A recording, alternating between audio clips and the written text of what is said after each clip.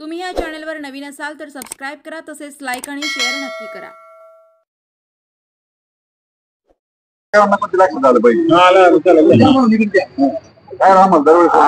आज या ठिकाणी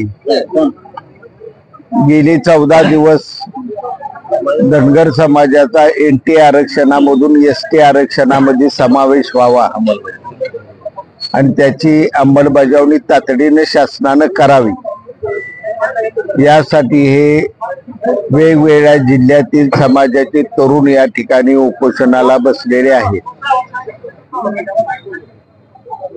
सांगोला तालुक्याचा एक लोकप्रतिनिधी म्हणून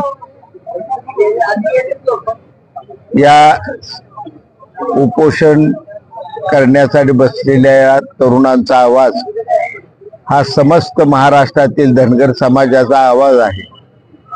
तो आवाज मी महाराष्ट्र राज्याचे मुख्यमंत्री एकनाथजी शिंदे साहेब, उपमुख्यमंत्री फडणवीस साहेब आणि अजितदादा पवार यांच्यापर्यंत यांचं म्हणणं घेऊन आज मुंबईला चाललेलो आहे।